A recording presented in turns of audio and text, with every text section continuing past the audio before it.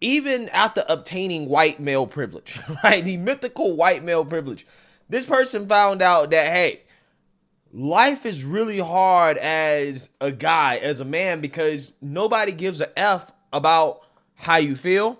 Nobody wants to be friends with you. Nobody wants to reach out to you. You are emotionally isolated.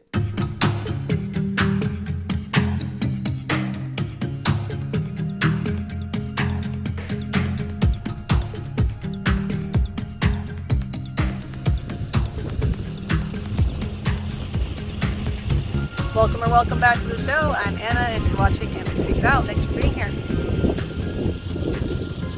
Hello everyone. So a few days ago I saw a video from the creator Black Conservative Perspective. He is on YouTube and Rumble. I'm not sure if he's anywhere else in addition to that, but he was responding to a woman on TikTok who has transitioned into a man and considers herself a transgender man. And this woman was talking about how difficult it actually is to be a man, and she seemed to regret her transition, although I don't recall her specifically stating that for herself. But I had a lot of thoughts about this. I related to some of the things that she was talking about, so I wanted to give my own perspective on it. So let's get into Black Conservative Perspective's video. But first, really quick, if you would like to support what I do here, you can do that for free simply by watching my Rumble channel. But I will also link in the top comment my Teespring store and my Venmo link. Thank you so much in advance for anyone who decides to support in any of those ways. And now let's get all the way into the video. Let's go ahead and get into it. What's wrong? What is it? How I love being a woman. Nobody told me how lonely being a man is. I had closer friendships with random women I met in the bathroom before I transitioned at clubs because of how open women are than I've had in my 8 years of transitioning. So first off, it's just very clear to me that this person is a woman. She does pass quite well as a man. Like if you just saw her and you didn't hear her or see any like body language or anything like that, I would think it was a man. But just the words that she's saying, her body language, her whole, persona, everything, it's very, very feminine. So it just makes me wonder, why did she feel the need or desire to transition into trying to be a man in the first place? Secondly, I do agree with what she said. There is some truth to women on average being more open and friendly and talkative with strangers than men are with each other.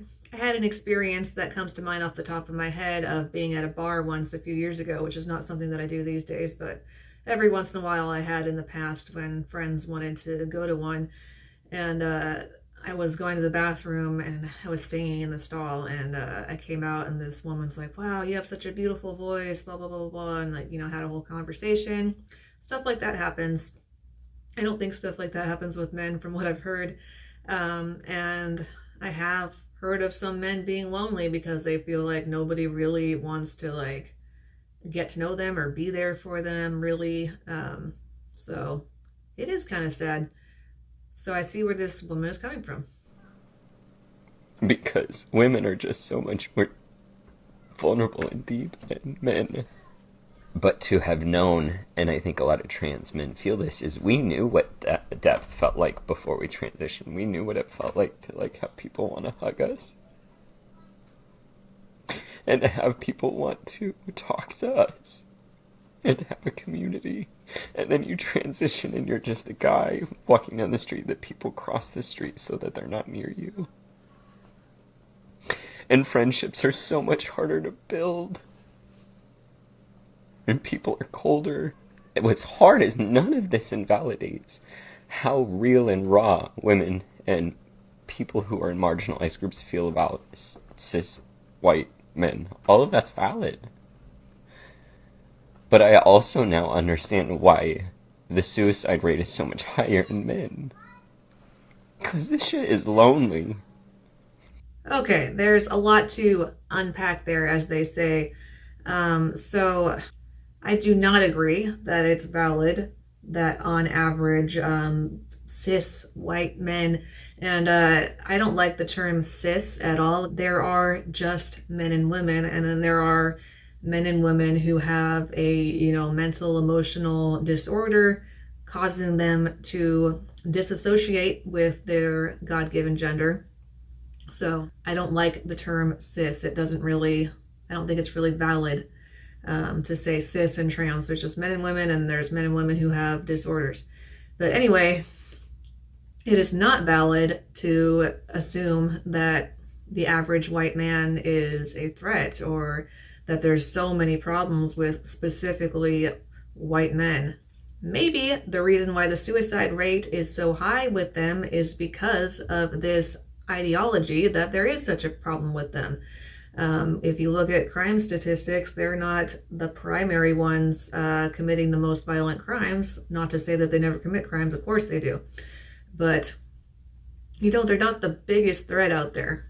But again, she was correct about, women wanting to hug each other more and stuff like that, and being more open and vulnerable emotionally with each other and all that type of thing. That's a feminine way of being.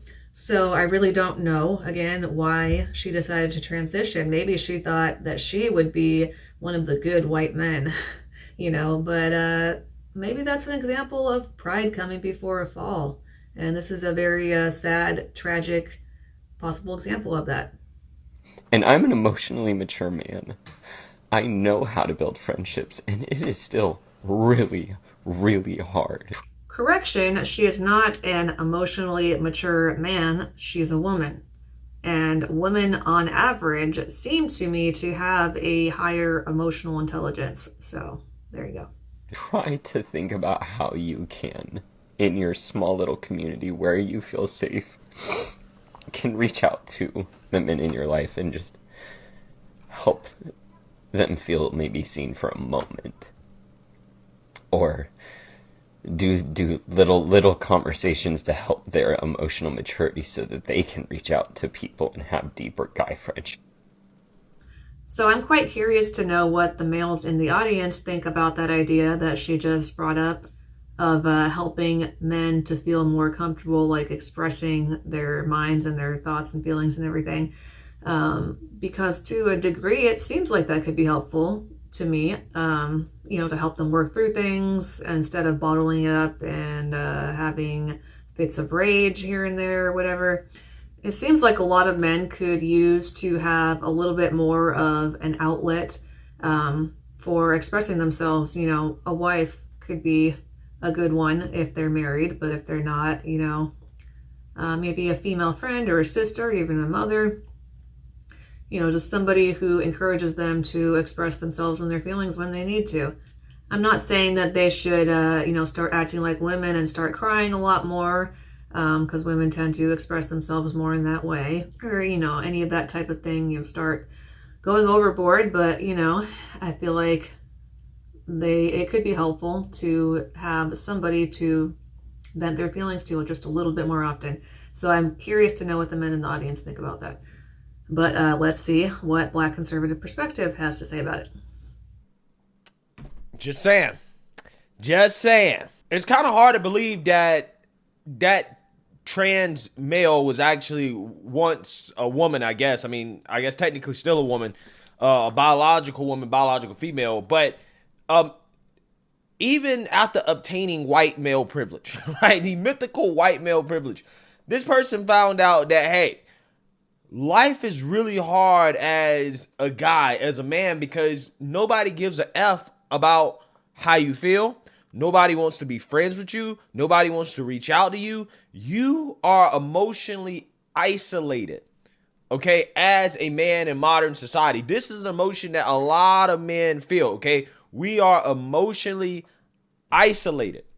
But because this person is actually really a biological woman, therefore, because we're different, hormonally, things like that, they're more relational and emotional and empathetic in nature, and they're not equipped to deal with this type of loneliness. Okay, like this person clearly has their biology kind of overriding all the drugs and the hormones that were pumped into their body when it comes to the experience of being a man or living as a man, because now they realize that, oh wait, because I'm presenting myself as a man, I look like a man, okay, and people see me as a man, they're treating me like a man.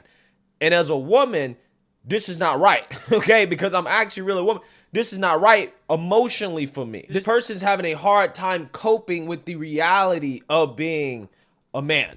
So yeah, I think that his perspective was pretty right on, and it is quite obvious that this woman's biology is overriding what she did to herself to try to become a man, which is not ever possible. So I hope that she has a wake-up call, that she realizes that what she did was incorrect, and I hope that it reaches some other people out there who are thinking of transitioning. It would be awesome to reach them before they go through with it.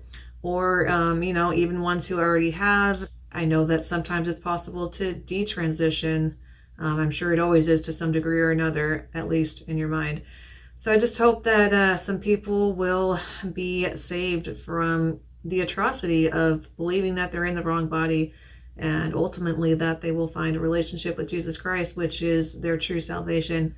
That was just a part of Black Conservative Perspectives video, so I encourage you to watch the rest if you found it interesting, and subscribe to him if you have not. Thank you so much for being here, and have a great day. Thank you again so much for being here today. Please don't forget to click the thumbs up and share with somebody else who would also find it interesting. Make sure you're subscribed, and I'll see you in the next one. Bye.